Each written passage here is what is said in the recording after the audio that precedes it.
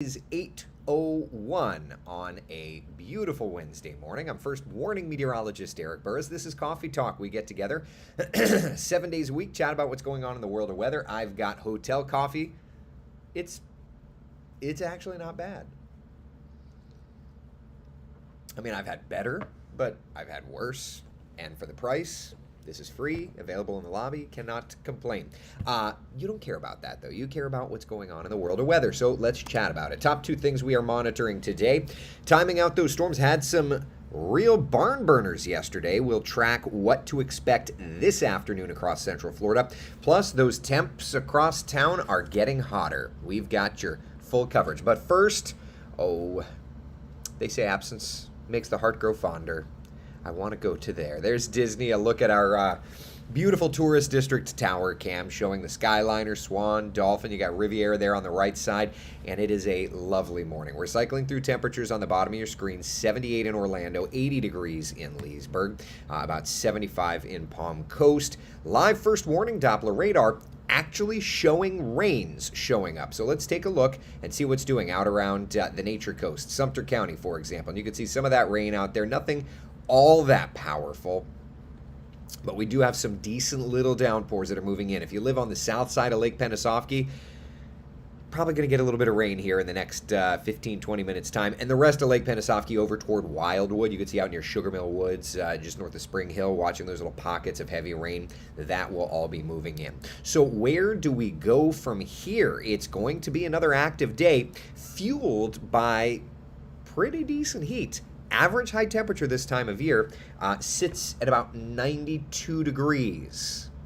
We're going to best that today. It's going to be hotter than average. Yeah, 93 by 1 p.m., 96 by 3 p.m., and then those storms really get going across Central Florida. Marie, good morning to you. Steve, Debbie, how are you? Carla says, nice storm yesterday. Got some decent wind reports. Did see somebody was struck by lightning. God willing, they are okay. But just a powerful reminder to us that we must, it's such a cheesy saying, but like, when the thunder roars, head indoors. Because we are the lightning capital of the hemisphere, one of the busiest lightning areas on the planet in Central Florida. Yeah. Chris, good morning to you. Becky, good morning. How you doing? I want to go to Il Molino in this one. Oh, Carolyn, I've been to the New York. Was it New York or was it Fort Lauderdale? I get Il Molino and Il Vagabondo confused, but yes, it is delicious. The temperature already feels like 85, Sharon says. Why would anybody go to Disney? Wake me up when September ends up hibernate. Well, there's that. There's that. Yeah, I mean, in a perfect world, yes, I still want to go. Tim, good morning. What was your favorite nerd thing you learned yesterday? We're going to talk about it. I can't wait to share some of it with you. Chris, good morning. Jackie, how does Friday look? Is it a beach day? Yeah, we'll look at the forecast in the next couple of minutes time for sure. Kind of starting today and then taking you all the way through the rest of the week and into the weekend. What hotel am I at? What is this? It's a DoubleTree?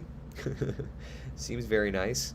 Okay, so that said, let's talk about today's forecast, and then we can build on that theme and look at the rest of the week ahead. Today, well above average. We're not necessarily talking records, but it's going to be a hot one. 96 in Orlando, 93 in Leesburg, 93 in the Villages, 92 degrees in Palm Coast, 91 degrees in Titusville. So heat absolutely in play. And then the problem is we've got that moisture around. Hold on a second, I loaded up the wrong futurecast. We've got the moisture around, so that's going to help to fire up those showers and storms. So here we are, 8 o'clock this morning. It's missing some of the lighter stuff out west. That doesn't overly concern me. By lunchtime, though, you can see it is developing those showers and those thunder showers across the sea breeze there. I wonder if I can get less of a shadow or less of a reflection on my glasses. All right, we'll try that. So by lunchtime, Marion, Sumter, still seeing the rains, just as you kind of are this morning in Sumter County. All of that starts working inland. By 2 o'clock, it's kind of popcorning up, showers and thunder showers around. By about 3:30, 4 o'clock, we're starting to see the bigger storms firing up, just like yesterday in terms of timing. And notice it's really, at least for the bigger storms, it's our eastern areas that are getting stormy weather. And it looks like it may be a little later today versus where we were yesterday, right? Like yesterday, it was like 3 to 5, bang, bang, boom. Today looks more like a 5, 6, 7, bing, bang, boom kind of scenario. So, that will change some plans. And then by about 8, 9 o'clock, things are going to be fading out and turning a bit quieter. Okay, so that's a look at where we are for today. Let's look at Thursday on Futurecast and see how that is. Nice and quiet in the morning. Hold on a second.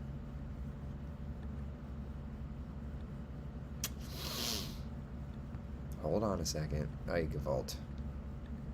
All right. Thursday. I just need to skip a little bit, just a little bit, computer, just a little bit, okay? All right, so Thursday, there's lunchtime, same idea.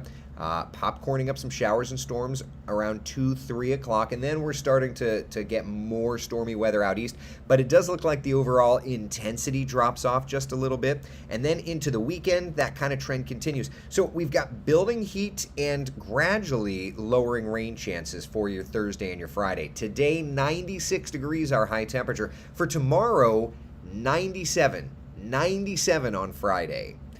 Just a tick lower in the rain intensity and coverage does a number to the temperatures, right? That makes sense. That all plays out.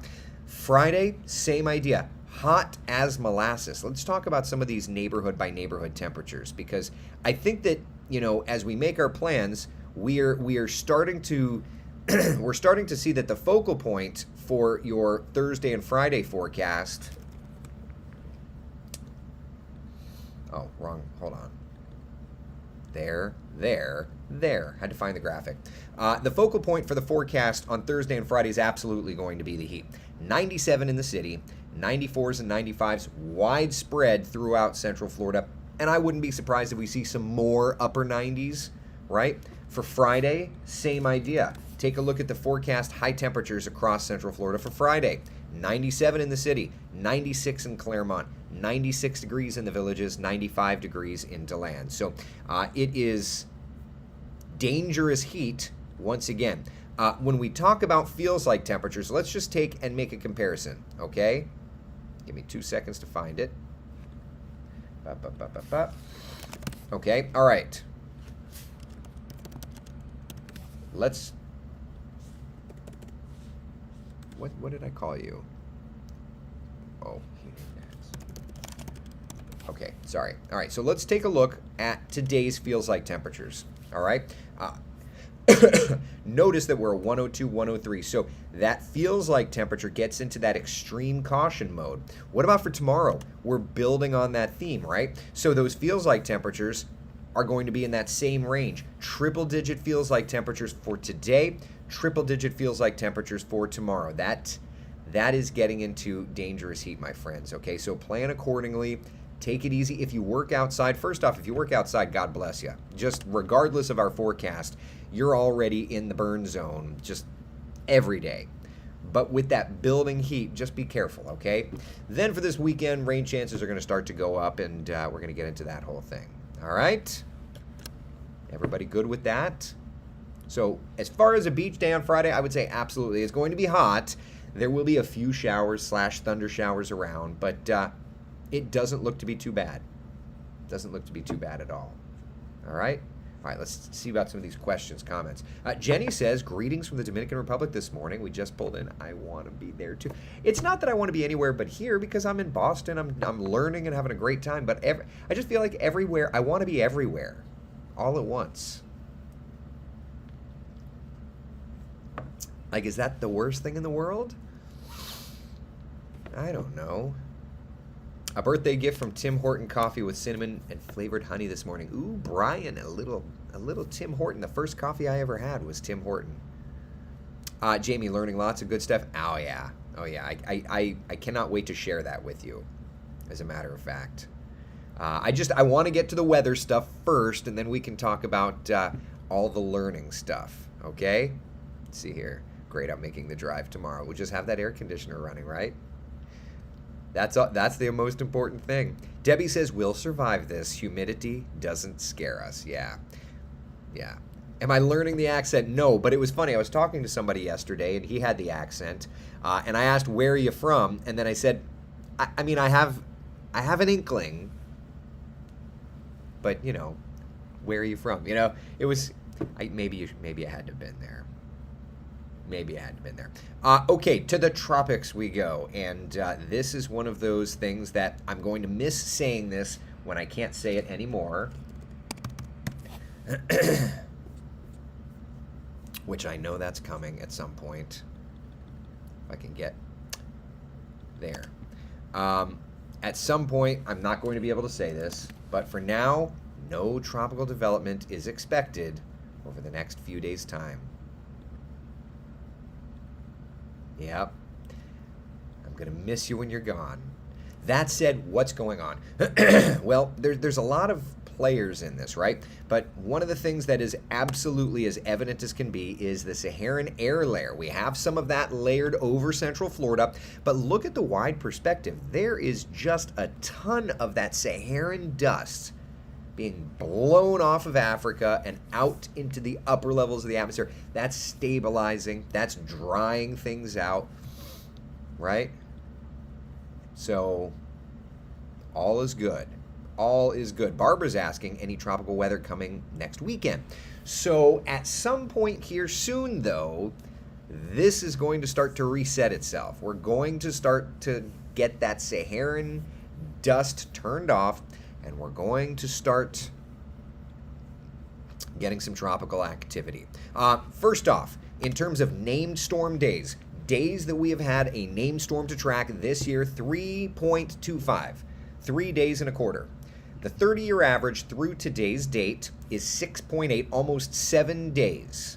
So we are way behind the average, way behind where we were this time last year. Up to this time last year, we had 14 days with a named storm, okay? So nice and quiet there, and obviously the ACE is a is a great metric to use. 2.8, we haven't changed our ACE value. Last year through today, we haven't changed that, 13.2. The 30-year average of ACE, or accumulated cyclonic energy, every storm develops ACE. The bigger, stronger storms develop them much, much quicker than the weaker storms, yada, yada. So 2.8 for us this year. 8.2 is the 30-year average. So you can see it has been a quiet season. Even though we have 3 named storms, they were very, very weak. They were very, very short-lived. So for overall system energy, it has been nice and quiet. But let's look outside and see what the computer models are showing, okay? Do that. All right, so let's hit the Atlantic Basin up, and this is the raw GFS model, okay?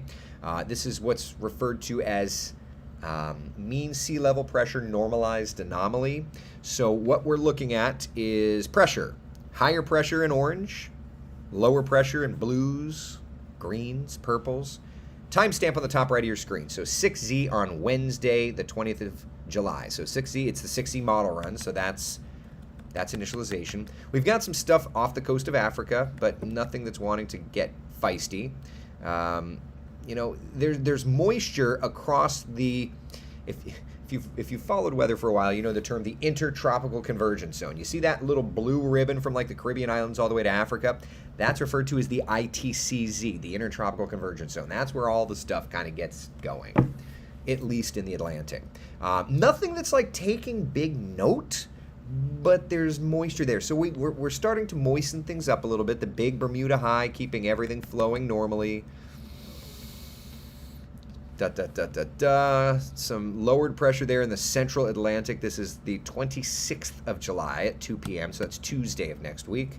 Nothing really interesting. There's something there coming around the Cabo Verde Islands off the coast there of Africa, and then also off of the coast of the Outer Banks there. That's the 28th of July, so that's Thursday. A couple little areas of blue that show up, but they kind of fade, so not too much. Rolling through. Not seeing much. Continuing, yeah, and that's the end of the GFS run there. So continuing to look nice and quiet. which is fine. For now, that Saharan dust is in play. Yeah, we're looking pretty good. All right, so back here at home then. With that said, the models are continuing to look good. We know using the LRC, though, that August, there is the repeat of potential Tropical Cyclone 1/Alex. That'll be interesting to see how that plays out. And then in addition to late August into September, climatologically, that is the peak of hurricane season, but the LRC also states that this year there are quite a few weather features in there.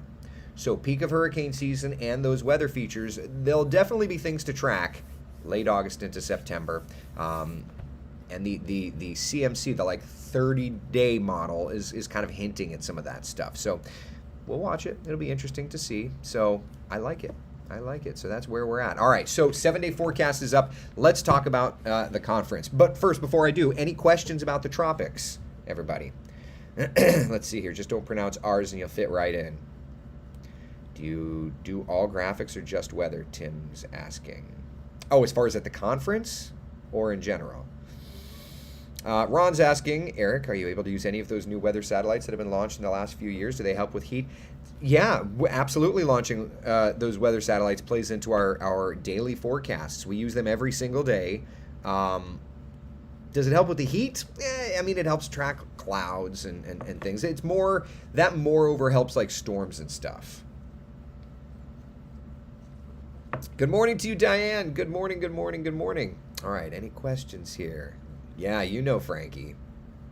How's that saying go again? When the Pacific is hot, the Atlantic is not. That is true, Mickey over on YouTube. That is true. The numbers are mirror symmetrical. Yeah, there you go. I can't believe we're in the middle of July already. Summer's flying by. Nobody knows that better than school teachers. My wife, not happy about that. Yeah. Are they expecting severe up there tomorrow? You know what's funny? I have not looked much at the weather since yesterday. There was one tornado warning up here yesterday. And when I was at WCVB, or not yesterday, the day before, when I was at WCVB, I was tracking it. You know, I was hanging out in the Weather Center tracking it. But I've been watching Central Florida weather. Like, I was in the sessions yesterday, and a friend... Where is my phone? Hold on. Hold on a second.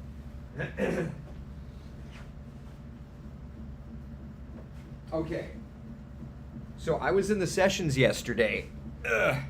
I was in the sessions yesterday, and with all of our severe weather, they stream the sessions so that if you're a meteorologist that can't make it in person, you can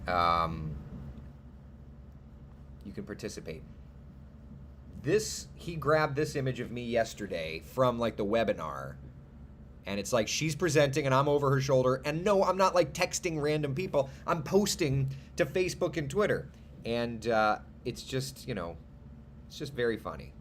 Just very funny how that goes. So I don't know the answer to that because I'm still so dialed into Central Florida weather. I have no idea, Carolyn. Probably should go check out the app, right?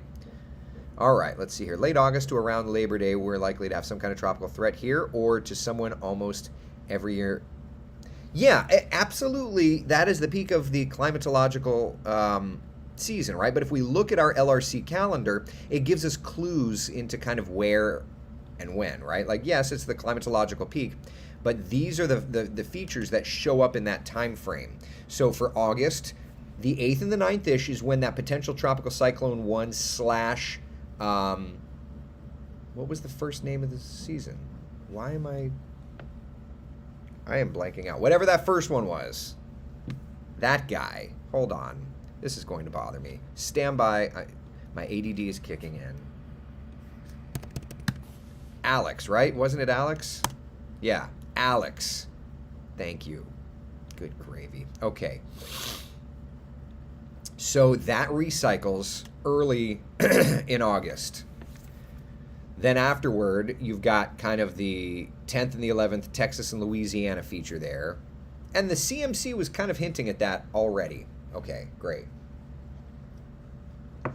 The 24th, 25th, 26th, 27th, 28th, that window there toward the end of August, that absolutely, I think, is going to be the busy week. We're going to have like a lot of stuff going on. There's an indicator to the Mid-Atlantic. There's an indicator to Florida. And then afterward, we look to September, where you kind of watch the northeastern United States. That's going to be interesting. I have seen that one cycle through several times. It just did like a week and a half ago. Hopefully it stays off the shoreline, but there's an indicator there. And then the Floreaster, in the 19s and 20s of kind of in that time frame there, 19, 20, 21, 22, in September, that's when the Floreaster will recycle. So that'll be another Florida thing to watch. So yeah. All right. So any questions? Oh, a big audition. I love it, Nikki. Go do that. Real life's more important. Absolutely. All right. I feel like it's been quieter out there in terms of possible lows. Is this just me? It's definitely been a quieter season, which that's why the thing to say, that's the thing to say, you can't just base hurricane activity off of the temperature of the Atlantic. It doesn't work that way. You know what I mean? It doesn't work that way. Taking the racing hauler to Road America in Wisconsin next week. Anything forecast to move through the century? Yeah, I'll have to look, buddy. I don't know. All right. So, thank you, Alex. Everybody says Alex. Okay. All right. So, conference. So it's great. I've gotten some wonderful ideas. I was talking to Manolfi for probably 45 minutes last night. And, let's see here. I took some pictures of like some slides that were of particular interest, talking about like consumers now want more, just talking about some research, the needs statements, talking about using, this will be interesting. So their product, they're talking about working on the ability to give you a personal weather stream using AI, because the weather company who owns the graphics system, like who owns that company, that computer that's made by the weather company, they're owned by IBM. So what's interesting is seeing how in the future, say you're in Orlando, I can take and I can make a video, theoretically, I have to see how this works, but I can make a video and say, so today's forecast is this, and it will show your local forecast. Your local forecast. While I'm kind of talking a little generic-y, like for today, mid-90s across Central Florida, take a look at the forecast in your neighborhood, and it's like showing it. And then over the course of the next couple of days, near record heat, and it's showing it localized to you. So using AI to kind of see where you are and put graphics in front of you that have my look but have your localized forecast. That is interesting, right? Because to us, we want to talk about the weather, and this is a realm where I'm giving you raw data, we're having a discussion, but what about like Joe, who just wants to check out the Wesh app and wants to see what it is in his neighborhood, but maybe he trusts Tony Manolfi, maybe he trusts me and wants to hear it from me. Hopefully he does, right? But so I think that that's an interesting step forward, is using AI to give you curated weather, but from the meteorologist that you hopefully know and trust, right? So I thought that was interesting. Also, sidebar, Poland Spring. Love that water. All right, let's see here. What else?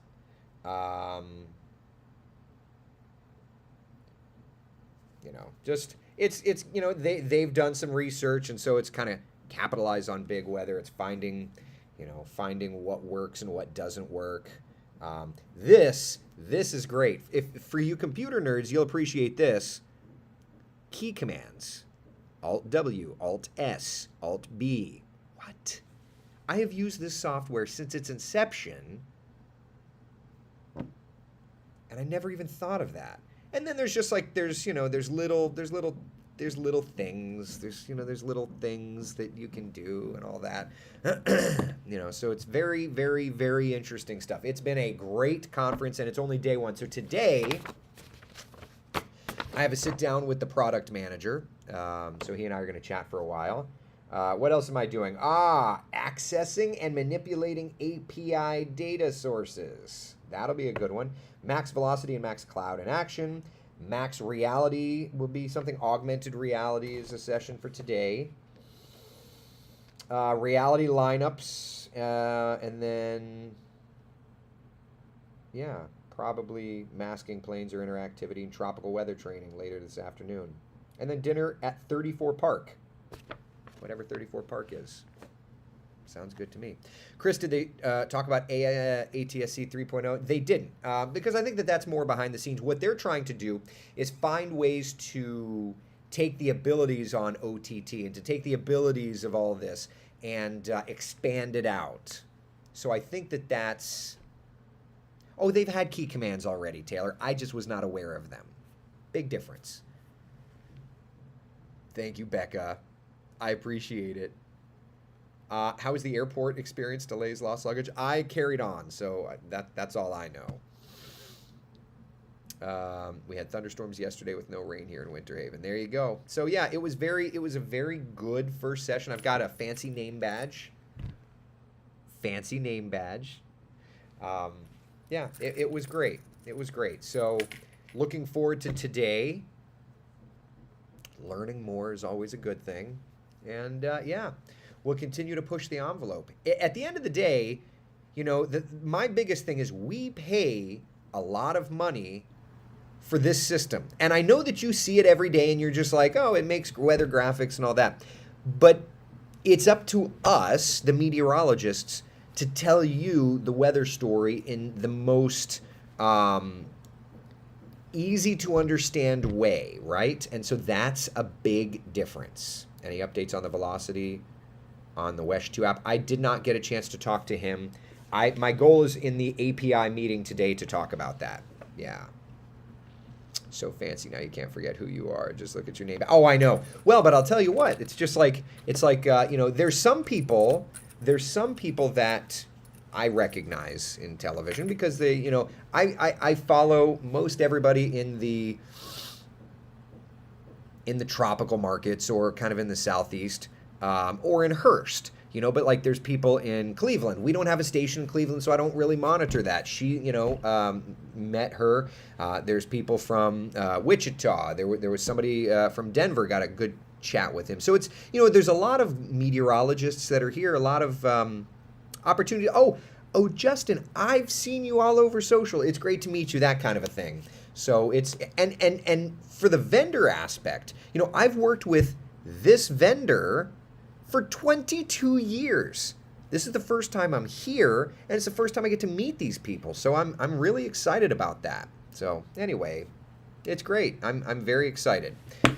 All right. So that said, technically breakfast goes today and product demos from 8 to 9. So I'm going to go hop the Uber and get going to that. I will see you guys. I'll be tweeting. I'll have my laptop on me and we'll be tweeting, especially as the weather gets nastier this afternoon, okay? Okay, listen, be the sunshine in someone else's day. Thank you for hanging out for Coffee Talk. I will see you guys and gals tomorrow morning at 8. There's just not time for a 3:30 live because that's when we're going into our last breakout session, so I do apologize. But I'll be there tweeting and keeping you up to date, all right? All right, be good, you guys and gals. I will see you tomorrow morning at 8 o'clock. Thank you so much for